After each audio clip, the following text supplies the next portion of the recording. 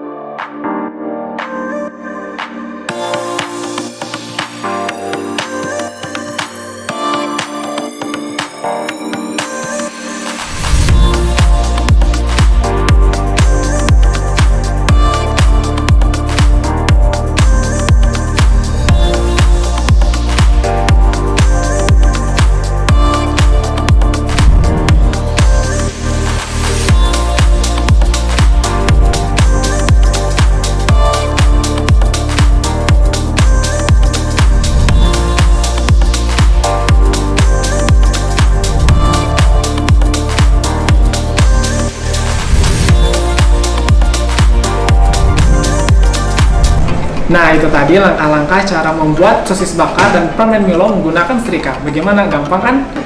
Oh iya, untuk kalian yang punya tips menarik atau pengalaman seru tentang masak-masak ala anak kosan, silahkan komen di bawah ini ya. Jangan lupa pantengin channel kita bacaterus.com dan like and share, subscribe. Sampai jumpa di video selanjutnya. Bye-bye.